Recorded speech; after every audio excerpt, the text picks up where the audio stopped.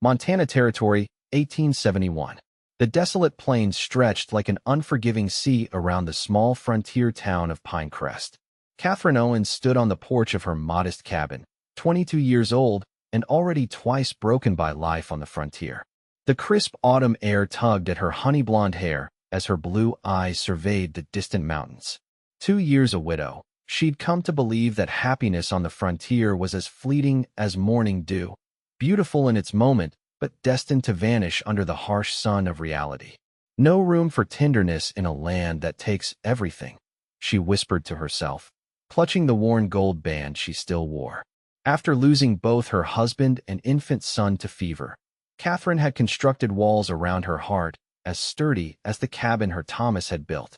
She managed to sustain herself through seamstress work, a skill that kept her fed but did little to warm the emptiness of her solitary existence.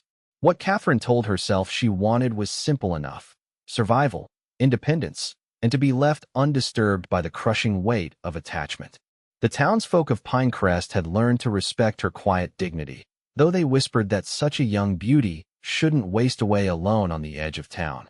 But Katherine knew better. Love was a luxury the frontier couldn't sustain, and grief its only promise. The morning dawned like any other until hoofbeats interrupted the stillness. Katherine glanced up from her mending to see a figure approaching through the golden haze. The stranger slumped in his saddle, one arm pressed against his side. Even at a distance, she could see dark stains spreading across his shirt. Years of frontier living had taught her to be cautious of strangers, but something in the rider's faltering posture stirred her dormant compassion. Kyle Norwood hadn't planned on bleeding half to death when he set out from Cheyenne. At 25, he'd seen enough of the West brutality to believe that a man survived by relying on nobody but himself. The bullet graze along his ribs, courtesy of a would-be horse thief, had seemed manageable until fever set in. Now, as he spotted a small cabin on the horizon, darkness threatened the edges of his vision. "Ma'am," he managed to call out before nearly sliding from his saddle. "Might you spare some water?" Katherine watched the young cowboy struggle to remain upright, wariness battling with her instinct to help. "Dismount slowly," she instructed, one hand hidden in the folds of her blue calico dress where she kept a small revolver. "Any weapons, declare them now." "Just a cold on my right hip," Kyle answered, his voice strained but honest. "And I don't aim to use it." Something in his clear green eyes, pain mixed with a dignity that refused to beg, made Katherine step forward.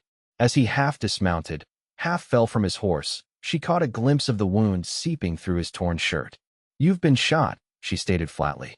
"Grazed," he corrected, attempting a smile that twisted into a grimace. "Seems the fellow wanted my horse more than I wanted to part with him." Katherine made her decision, guided by a humanity the frontier hadn't yet stripped away. "Inside. I can't leave you to die on my doorstep. The vultures would be a nuisance." That moment, Katherine opening her door to a wounded stranger, shifted something fundamental in the universe of two people convinced that isolation was their only safe harbor. 2 days of fever followed. Katherine cleaned the wound, stitched the torn flesh, and watched over the delirious cowboy as infection threatened to claim him. She worked methodically, telling herself it was nothing more than Christian duty. Yet each time she bathed his brow or changed the bandages, something long dormant stirred within her. On the third morning, Kyle awoke clear-eyed to find his torn, bloodied shirt replaced by a clean one that wasn't his own. "You mended my shirt," he observed, voice rough from disuse as Katherine entered with a steaming mug. "Had to cut away the bloody part first," she replied matter-of-factly. "Your wound needed tending more than your clothing, but I managed both." Kyle studied her properly for the first time, the cautious grace with which she moved, the strength evident in her slender frame, the sadness that seemed to cling to her like a shadow. "I'm Kyle Norwood," he offered, "and I'm mighty thankful for your help, miss." "Mrs.," she corrected automatically. "Katherine Owens, though there's no Mr. Owens anymore." The gold band gleamed dully on her finger as she handed him the mug. "I'm sorry for your loss," he said simply, without the awkward platitudes she'd grown to resent. Katherine nodded, her expression carefully neutral. "Drink your tea. There's willow bark for the pain." As Kyle recovered, an uneasy rhythm developed between them.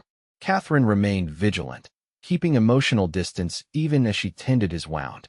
Kyle respected her boundaries while observing the silent courage with which she faced her solitary existence. He helped where she would allow it, chopping wood despite her protests, repairing a loose shutter that had rattled through 2 winters. "Why are you traveling alone?" Katherine finally asked one evening as they sat on opposite sides of her small hearth. Kyle's eyes flickered to the flames. "Been working cattle drives since I was 17. Saved enough for a stake of my own. Heading north to look at land near Helena." "A ranch of your own," Katherine noted. "Ambitious for a lone man." "Maybe so," he agreed. "But a man can't drive other men's cattle forever if he wants something to show for his life." Katherine studied him thoughtfully. "What makes you think the land will be kinder to you than it is to most?" "I don't," Kyle admitted. "But I understand her moods. The land, I mean. Respect her limits. Work with what she offers rather than demanding what she can't give." His eyes met Katherine's.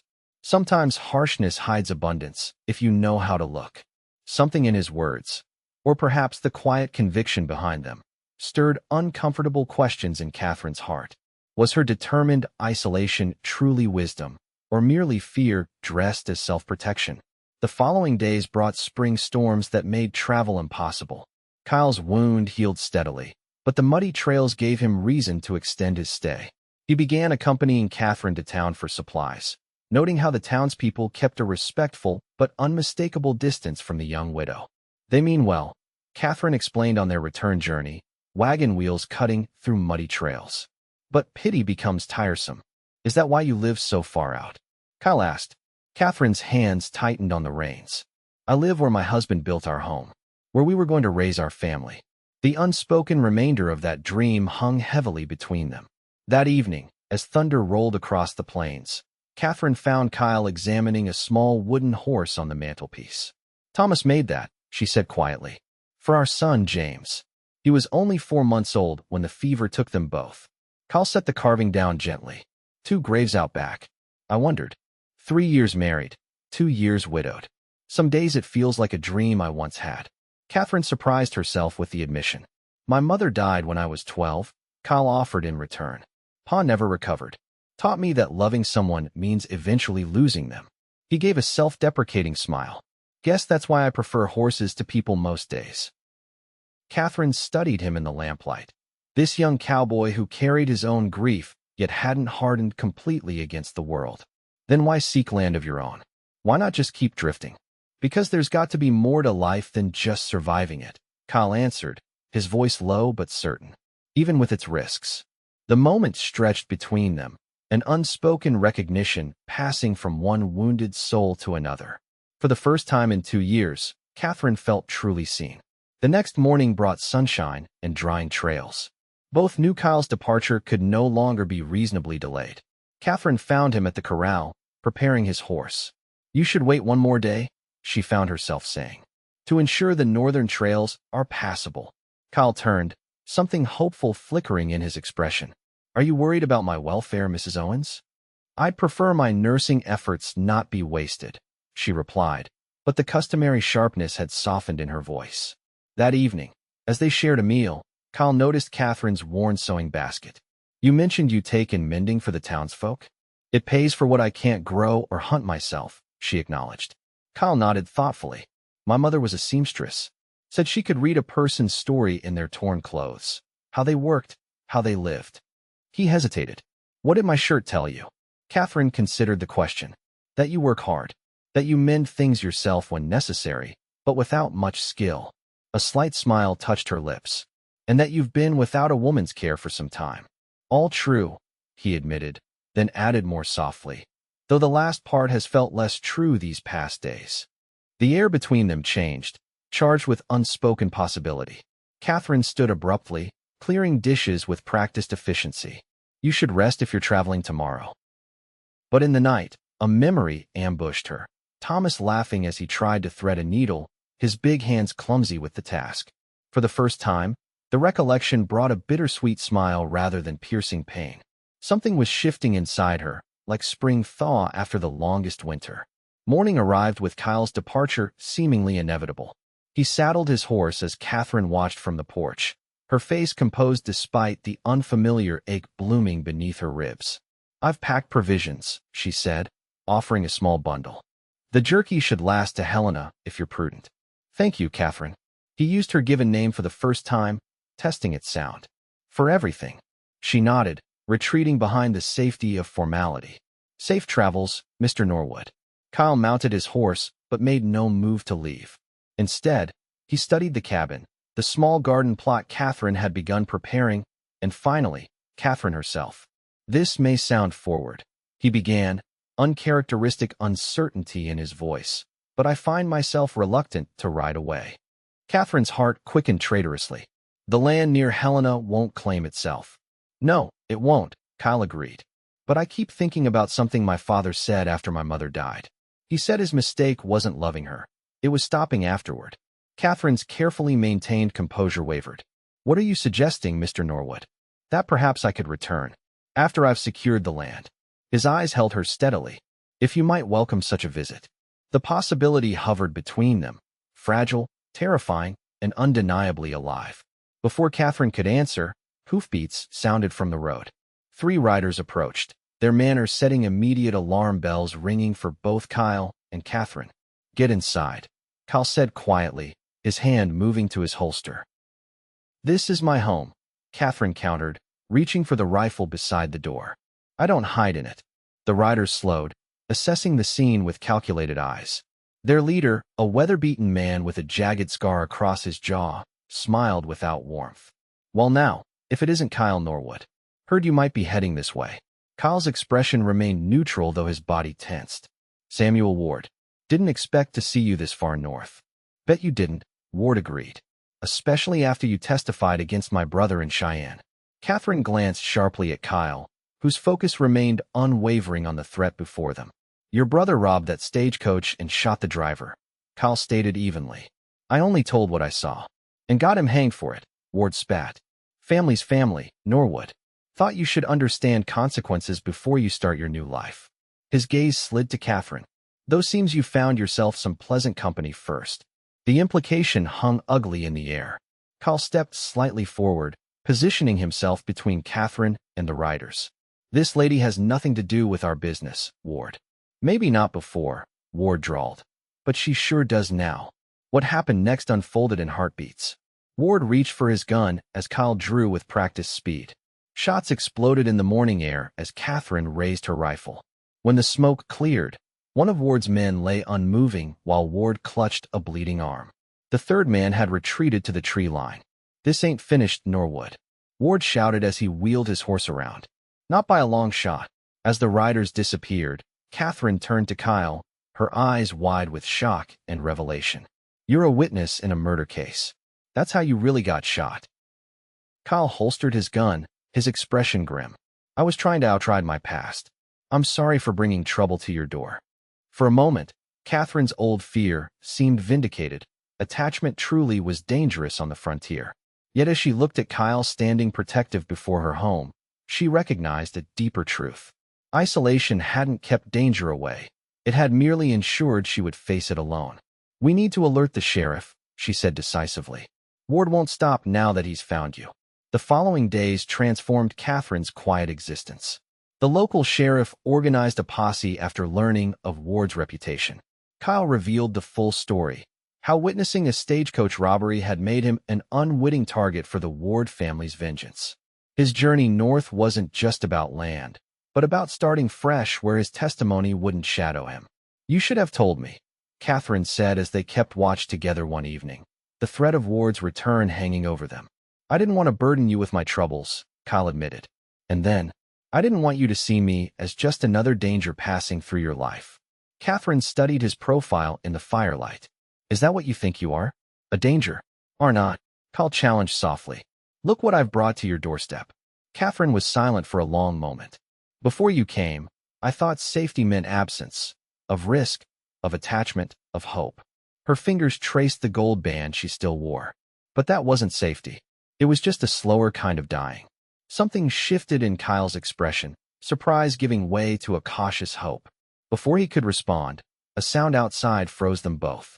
The night erupted into chaos as Ward and his remaining man launched their attack, bullets splintering through windows as Kyle and Katherine took cover.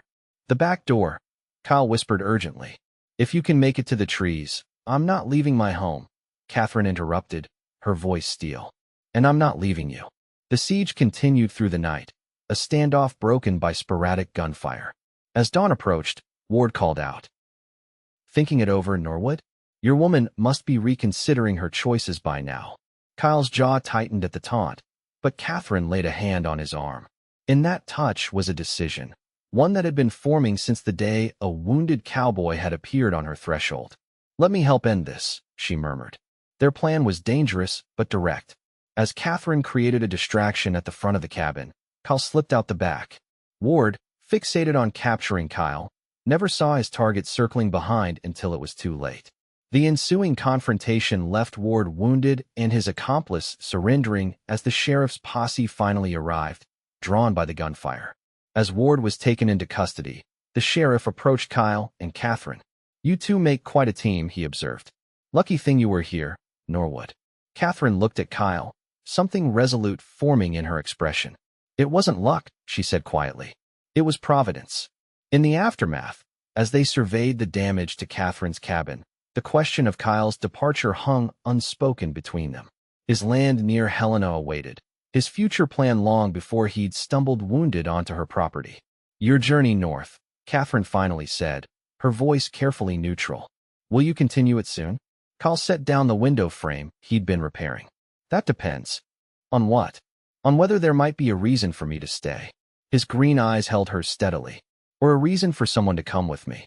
Katherine felt the walls around her heart tremble. I can't leave this place, she whispered. Thomas and James are here. Kyle crossed to her slowly, as if approaching a wild thing that might flee. Katherine, he said gently. They're not in the ground. They're here. He touched his hand lightly to her heart. You carry them wherever you go. Tears filled her eyes. Not the bitter tears of grief, but something cleansing, like spring rain. I've been afraid, she admitted. Not just of losing again, but of betraying what I had. Love isn't a finite thing, Kyle said. Loving again doesn't diminish what you shared with them. Katherine looked around the cabin, at the life she'd been merely existing within. When you mended that window, she said softly, you told me that broken things can be repaired, sometimes stronger than before. Kyle's smile held understanding beyond his years. The night you saved my life, when you mended my shirt, I made a silent promise. What promise? His hand found hers, careful not to presume too much. That if I lived, I'd find a way to help mend what was broken in you, even if it took years. Katherine's fingers tentatively curled around his. And the land near Helena? Land is just land without someone to build a life on it, Kyle answered. But I'd never ask you to leave a place that holds your heart. Katherine looked out at the distant graves, then back to the man before her. This unexpected gift the frontier had delivered to her door. Perhaps, she said carefully, we should see this land together before decisions are made. The weeks that followed brought transformation.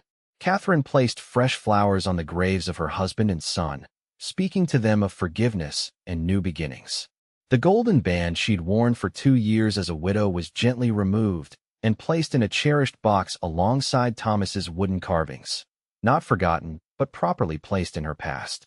Their journey to Helena revealed rolling grassland perfect for raising horses, Kyle's dream, with mountains framing the horizon in a vista that caught Katherine's breath.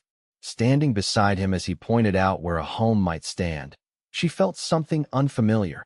Anticipation for a future rather than endurance of the present. We could plant cottonwoods there, Kyle suggested, pointing toward a creek bed. For shade in summer. Cottonwoods take years to grow, Katherine observed. Kyle's smile held certainty. I plan to be here that long. Longer. On a summer evening 6 months after Kyle had first ridden wounded into her life, Katherine stood beside him before the preacher in Pinecrest's small church. Her dress was new, pale blue silk that made her honey-blonde hair shine like gold in the lamplight. Kyle had traded his trail-worn clothes for a proper suit, though his eyes held the same steadfast warmth that had gradually thawed her frozen heart. I never expected to stand here again, Katherine whispered as they exchanged vows. I never expected to stand here at all, Kyle replied, his voice rough with emotion.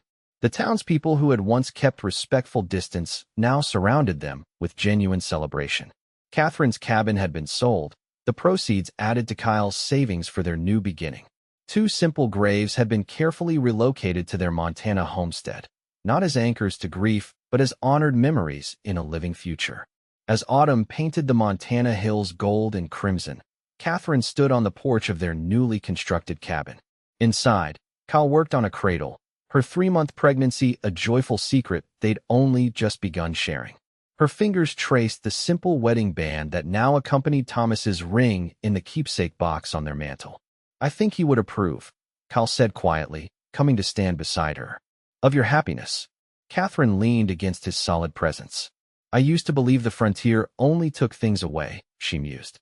"I never imagined what it might bring instead." Kyle's arms circled her waist, his hand resting gently over the subtle curve of their growing child. "What was that thing you told me when I was recovering? About broken things?" Katherine smiled, covering his hand with her own.